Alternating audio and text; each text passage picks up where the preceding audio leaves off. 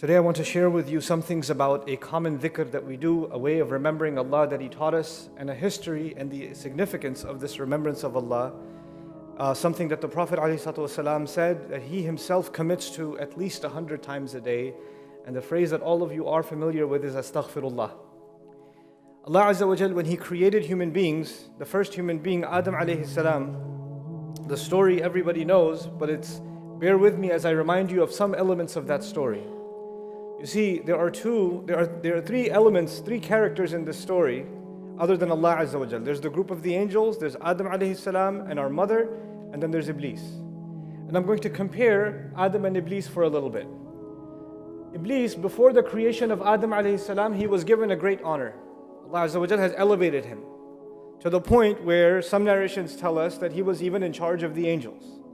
This is why eventually when Allah commanded the angels to do sajda, well, the angels, he was a jinn, he was not an angel. But since Allah commanded the angels, their commander, meaning Iblis, was the first one to obey, and then everybody else had to obey along with him. But he refused. So this was kind of the honor given to Iblis. And you notice that Adam alayhi salam, when he was created, he was also given an honor. He was also given a special status that the angels, even ranking above the angels actually, which is why Allah Azza wa Jal commanded them for that sajda. You find with Iblis, he violated a commandment of Allah Azza wa Jal. Allah commanded him something and he refused. He failed. And you also find with Adam alayhi salam, Allah gave him one single commandment.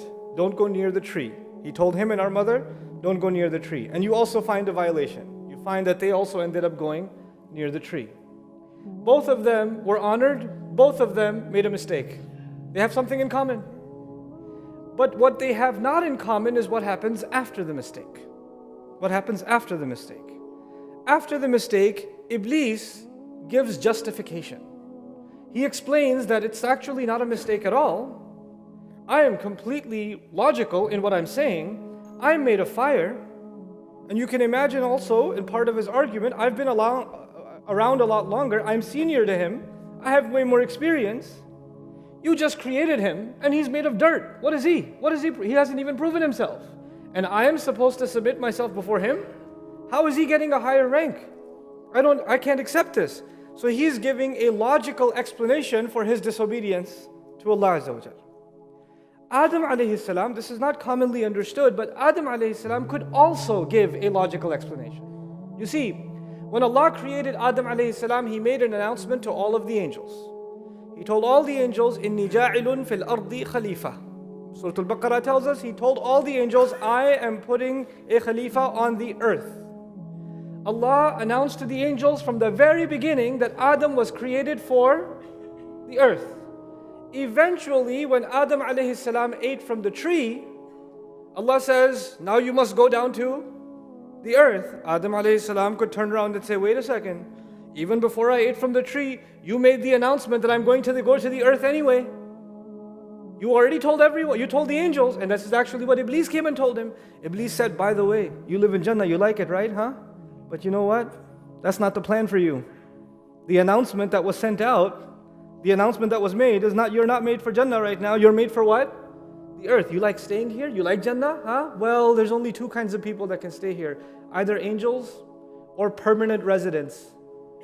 And you're not an angel, and you can't be a permanent resident. Guess why He doesn't want you to eat from that tree? Because anybody who eats from that tree, إِمَّا أَن تَكُونَ مَلَكَيْنِ وَإِمَّا أَن تَكُونَ مِنَ الْخَالِدِينَ. If you eat from that tree, one of two things will happen. Either you will turn into angels, or you will turn into permanent residents. That's why Allah doesn't want you eating from that tree. Because He wants you to go to the earth. That's why you should stay away from that tree. So if you want to stay here,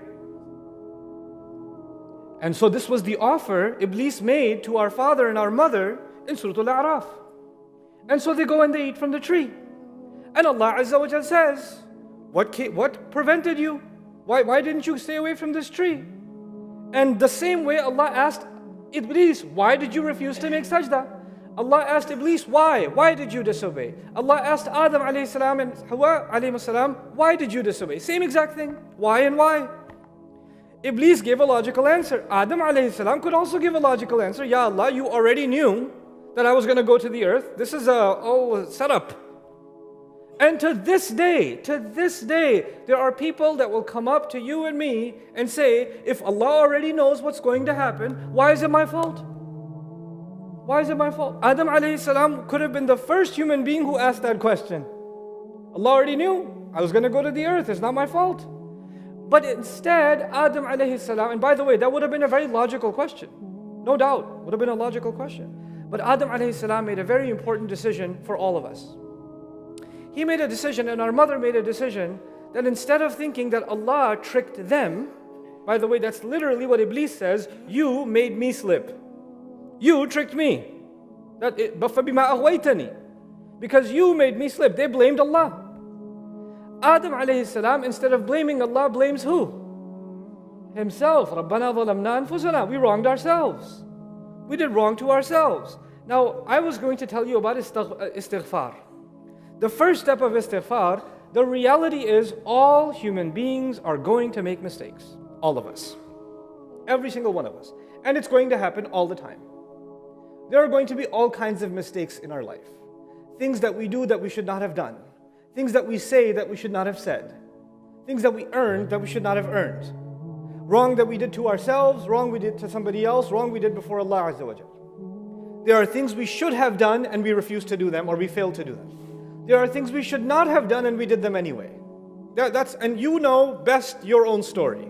That's not for anyone else to know. Allah Azza wa Jal knows, and the angels that are recording know. But you know what? Every time you and I make a mistake, we have an option. Iblis comes to you and me and says, listen, I know you made a mistake, but come on, you were under a lot of pressure. It's understandable. It's logical. I mean, what choice did you have? It's only reasonable that you made such a mistake. It's okay. Allah understands. Don't worry about it. Don't feel so bad about it. Everybody makes mistakes. It's okay. Everybody makes mistakes. So Iblis' first job is to come and tell you, you don't need to feel so sorry because your mistake was logical. You got really angry and you hit someone, and then Iblis comes and tells you, well, they made me really angry. Did you hear what they said? You see, it was justified. I mean, what did you want me to do? Just listen? That's why I hit them. Or you decide to insult somebody, or somebody decides to steal, and somebody says, what did you want me to do? Everybody's doing it. I can't even pay the bills. What did you want me to do? Somebody accepts a bribe, and they tell themselves, look, I mean, I have to survive. I have small kids. Shaitan comes and tells you, just like himself, when the mistake is caught, he tells you to say, no, it was okay. You don't have to feel so bad. You don't have to feel so bad. The mistake isn't yours. Why did Allah put me in such a difficult position anyway? It's Allah's fault. Ma'adallah. Allah put me in a difficult position. What did you expect? Of course I was going to mess up. You see, this is Iblis' line of thinking. Adam's line of thinking, Rabbana zalamna, and we wronged ourselves. We did wrong to ourselves. I can't hide behind any excuses, my Rabb. I'm not going to hide behind my anger or my temptation or my weakness or my forgetfulness, or somebody else made me do it, or somebody else made me really upset, or somebody else tempted me. There's going to be all these reasons. There's going to be a million justifications. Just like when somebody goes to court and they say, why did you do it? Well, I had a rough childhood and I had bad influence in my life, and this is why I became this way, because I've just been around gangs my whole life. That's why I commit these crimes. Really, if your environment, you can blame your environment, then how come Yusuf alayhi salam spends decades in jail and he doesn't think like a criminal? He doesn't act like a criminal. Ibrahim alayhi salam is raised in a town where everybody worships idols. He doesn't blame the environment and justify his behavior.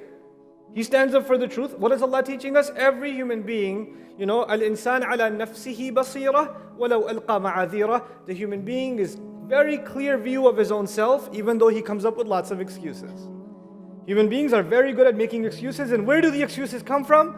Iblis. Because there's one thing Iblis does not want. He does not want you to say with your heart, astaghfirullah. He does not want that. Because once Adam alayhi salam was sent to the earth, this is why I started with Adam alayhi salam. When Adam alayhi salam was sent to the earth, Allah told him, فَإِمَّا يَأْتِيَنَّكُم مِّنِّي هُدًى فَمَنْ تَبِعَ هُدَايَ فَلَا خَوْفٌ عَلَيْهِمْ وَلَا هُمْ يَحْزَنُونَ. Now that I'm sending you to the earth, you will need guidance. You will need guidance. And whoever follows my guidance, they won't have to worry, they won't have fear, they won't have sadness. So basically, Allah told Adam alayhi salam that when he comes to the earth, Allah will give him what? Guidance. Now please listen to this carefully. This is what it has to do with astaghfirullah. The first guidance Allah sent to this earth. Allah says, فَتَلَقَّى آدَمُ مِنْ رَبِّهِ كَلِمَاتٍ فَتَابَ عَلَيْهِ. Allah gave Adam alayhi salam words by means of which he turned back to Allah asking for his forgiveness. Asking for Allah's forgiveness was the first guidance given to humanity. That was guidance number one. Before any other teaching, before anything Allah taught us about halal and haram, before anything Allah taught us about remembering Allah in different ways, before anything Allah taught us about the gratitude of Allah and the perfection of Allah, the first thing Allah taught humanity was seek Allah's forgiveness. And you know what? That's how the story of humanity started, by seeking Allah's forgiveness. Where does the story of humanity end? On Judgment Day, isn't it? And on Judgment Day, believers are trying to make their way towards Jannah. And they haven't made it to Jannah yet. They haven't made it yet. Some people had a lot of faith, so they have a lot of light coming out of their chest and their right hand. And some people have a little bit of faith, so they have a little bit of light coming out of their chest and their right hand. And if you have a lot of light, you know where to go. If you have a little bit of light, you can only take one step at a time. And people are inching towards Jannah, trying to make it to Jannah. And what do they say? This is the last dua human beings will ever make. This is the last dua human beings will ever make. In Surah Al-Tahrim, رَبَّنَا أَتْمِمْ لَنَا نُورَنَا وَاغْفِرْ لَنَا. Master, please complete our light. Let this light, this battery not run out until we make it to the gates of Jannah, and forgive us. Forgive us. The first guidance, the first dua was what? Forgiveness. And the last dua for all humanity is what? Forgive us. The guidance of Allah begins and ends with seeking forgiveness. And seeking, this astaghfirullah is not something small. It's not a small reason that Rasulullah sallallahu alayhi wasallam asked istighfar of Allah 100 times. We'll solve that problem in a second. Why is Rasulullah sallallahu alayhi wasallam asking for Allah's forgiveness? We know that prophets are free of sin. And on top of that, Allah describes him, as I told you before, as a brilliant sun, flawless. So why is he asking for forgiveness if he hasn't even made any sins? You see, Allah Azza wa Jal will give us the reasons for which istighfar isn't just about doing a sin. Istighfar is about not doing enough. Istighfar is also about not doing enough. No human being should ever feel about themselves that they have done enough for Allah. They have always fallen short. For what Allah gave them, they can never give back. And so they ask Allah's forgiveness for their own shortcomings. You know, Ibrahim alayhi salam built the Kaaba. And when he built the Kaaba, after all those tests, I told you about that before. After all those tests, and when he was building the Kaaba, he said, وَتُبْ عَلَيْنَا, please accept our tawbah. Please forgive us. Why is he asking for forgiveness? Because as I'm putting one brick of the Kaaba on top of the other, I pray that this is good enough. I pray my salah is good enough. I pray my dua is good enough, because my dua may not be perfect, my salah may not be perfect, my qira'ah of Quran may not be perfect. Even when we do good deeds, those good deeds, are they perfect? No. And so because they're not perfect, what will complete there's a gap. And that gap can only be filled by what words? Astaghfirullah. Astaghfirullah. Our ibadah will always be incomplete without istighfar to Allah Azza wa Jalla. We finish the salah, what's the masnoon dhikr to do? We finish the salah, the first thing we do is what? Astaghfirullah. You would think, normally, if you do something bad, you say astaghfirullah. I shouldn't have. You just did something good. You prayed. And we're taught right after you pray, you say what? Astaghfirullah. Why? Because that prayer was not perfect. And Allah will cover. Istighfar comes from mighfar. Mighfar actually means to cover. I ask Allah to cover the shortcomings of my prayer. I ask Allah to cover what wasn't good enough. I ask Allah to cover all the times in my head when I was still on Facebook, when I was reciting Fatiha. When I was in ruku' staring at the carpet and it looked like a face is looking back at me. I'm making istighfar for all the things that I didn't do well. When I rushed through the wudu, and I didn't really pay attention. When I was in the middle of a conversation and somebody asked me, hey, where did you put the keys? Allahu Akbar, and they're on the dresser. And in my head, I'm still answering their question, but I'm reciting Subhanakallahumma bihamdika astaghfirullah. Astaghfirullah. My good deed wasn't good enough, so astaghfirullah. So this is the story of istighfar. We have to admit that we don't do well enough and that even our good deeds need covering. We cannot become confident. Some people, the Prophet ﷺ said that for one letter of reciting Quran, you get 10 good deeds. You get 10 good deeds. And sometimes there are different adhkar that are mentioned, or different deeds that are mentioned, like salah and jama'ah counts 27 times more, right? So there are multiplications. I've met some people that like to do these calculations. Today, 50,000 times this, and I think I caught Laylatul Qadr, so that's like 83, years, Alf Shahr, so that's 83 years, and I've got this I'm doing pretty good. Doesn't matter how many calculations you do, it's still going to be not good enough. And the only thing that will cover it is istighfar. That's the one part. What's one part of istighfar? What's the other part of istighfar? That's the scarier part. When some people become impressed, I remind myself of this, I remind you of all of you of this. When some people become impressed with their own good deeds, then they are following the footsteps of shaitan.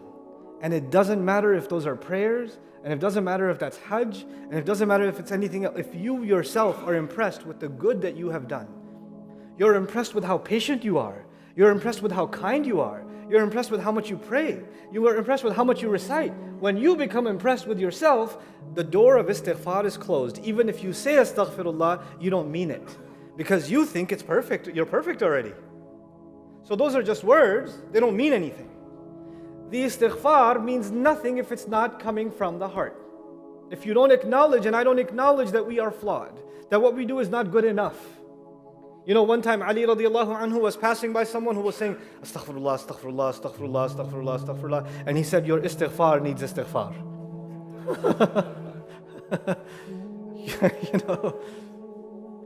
So the last thing I share with you about istighfar, not only does it cover our flaws, not only does it teach us humility, and it teaches us, profoundly it teaches us that we aren't perfect and we will always be making mistakes, and we have to admit our mistakes to Allah. By the way, on that note, it's not easy to admit your mistake to another person. Somebody says to you, hey, I didn't like what you said. What? What did I say? Huh? It was perfectly right what I said. What are you talking about? You didn't understand what I said. There's a problem with you, not with me. When somebody points out your mistake, you get defensive. I didn't make a mistake. Guess who got defensive when his mistake was pointed out? Iblis. And when you become defensive, there's no way you'll ask Allah's forgiveness. Yes, it's hard to admit our mistakes in front of people. But if you get in the habit of defending yourself every time, it will be hard for you and hard for me to admit ourselves before Allah. It'll be hard for us to say, Ya Allah, I messed up, I shouldn't have said that. I shouldn't have done this. I shouldn't do this. I shouldn't do this. And I'm seeking genuinely your forgiveness. So being able to admit your mistake is actually a step towards istighfar. Shaitan doesn't even want us to admit it. So finally the benefits. What do you get when you make istighfar? Not only do your sins get covered, not only is it the last steps before we walk into Jannah, وَاغْفِرْ لَنَا, وَاغْفِرْ لَنَا, the last words before people enter into Jannah. But in addition, Nuh alayhi salam told us something. He told us something about what will happen if people make istighfar. فَقُلْتُ اسْتَغْفِرُوا رَبَّكُمْ إِنَّهُ كَانَ غَفَّارًا يُرْسِلِ السَّمَاءَ عَلَيْكُمْ مِدْرَارًا وَيُمْدِدْكُمْ بِأَمْوَالٍ وَبَنِينَ وَيَجْعَلْ لَكُمْ جَنَّاتٍ وَيَجْعَلْ لَكُمْ أَنْهَارًا مَا لَكُمْ لَا تَرْجُونَ لِلَّهِ وَقَارًا. Allah Azza wa Jal told Nuh alayhi salam to teach the people. And he told Allah, Ya Allah, I gave them the best offer. I gave my people the best offer. I told them to make istighfar of your master. I told them to seek forgiveness of your master. And if you do, what will happen? The sky will open up, pouring down. يُرْسِلِ السَّمَاءَ عَلَيْكُمْ مِدْرَارًا. And it doesn't just mean rain. It means rizq from the sky will come pouring down. Protection will come pouring down. Guidance will come pouring down. Blessings will come pouring down. Everything you need in this life comes from the sky. And the sky will open up for you only because you're making what? Istighfar. يُرْسِلِ السَّمَاءَ عَلَيْكُمْ مِدْرَارًا وَيُمْدِدْكُمْ. And He will extend for you بِأَمْوَالٍ وَبَنِينَ. He will give you more and more money. He will give you more and more children. And yumdidkum doesn't mean yazidkum, meaning He'll give you more children, more money. But even if you have a little bit of money, it will go very far. And if you have just a child, or your child is not, you don't have many kids, the good they do will go very far. Yumdidkum, meaning your good deeds will continue through your money. Allah will make your money work for your dunya, and Allah will make your children work for your dunya, and He will make your money and your children work for your akhirah only because you made istighfar. Yumdidkum bi amwalin wa banin. And then He says, وَيَجْعَلْ لَكُمْ جَنَّاتٍ وَيَجْعَلْ لَكُمْ أَنْهَارًا. And He will put gardens out for you, and He will put rivers out for you. And the ulama got confused. Wait, a lot of people make istighfar, but they never get gardens? They never get rivers? But Quran says if you make istighfar, you will get gardens and you will get rivers. It's completely logical. Even if you have 100 rand and you're a person of istighfar, that 100 will do more good for you than 1,000,000 would have done for you. If you have a sick child, and you make istighfar, the good that will come from that sick child will be better than 10 sons that were strong and started businesses and became millionaires and became your backbone. That will be better for you because you're a person of istighfar. And when will you see those gardens? And when will you see those rivers? When you come back to Allah, you will see the gates open and gardens and rivers waiting for you. وَيَجْعَلْ لَكُمْ جَنَّاتٍ وَيَجْعَلْ لَكُمْ أَنْهَارًا مَا لَكُمْ. What is wrong with you? Nuh alayhi salam told his people, what is wrong with you? لَا تَرْجُونَ لِلَّهِ وَقَارًا. You're not hoping for Allah to dignify you? Why don't you want Allah to honor you? Why don't you want Allah to bless you? Allah Azza wa Jal will honor you when you become people of istighfar. And this is my last comment to you. When somebody asks for forgiveness, if I came to somebody and said, I'm sorry I said that, I made a mistake, and somebody admits their crime before a judge, somebody admits sometimes the politicians make a mistake and they have to do a press release. I'm really sorry I said that and I didn't mean to say it, and please still vote for me. And is that dignifying or is that embarrassing when they have to admit their mistake? It's embarrassing. If somebody has to admit their mistake, it's very embarrassing. It's one of the most difficult, uncomfortable situations a person can be in when they have to admit their mistake. And Allah Azza wa Jal on the tongue of Nuh alayhi salam told us, when you seek forgiveness of Allah, you are hoping for Allah not to humiliate you, but to what? To honor you. That actually our honor lies in admitting our faults before Allah and begging Allah to cover them. That's actually our honor. When we admit ourselves to any other human being, it will be humiliation. When we humiliate ourselves before Allah, that is the only honor a human being will ever have in this life. مَا لَكُمْ لَا تَرْجُونَ لِلَّهِ وَقَارًا. This is the power of just the words astaghfirullah. When we say these words, we are transforming our lives. We're opening the doors to rizq. We're dignifying ourselves. We are reminding ourselves of the journey of Adam alayhi salam and the journey we will all be taking as we walk into the gates of Jannah. May Allah Azza wa Jal make all of us people of real istighfar from our hearts.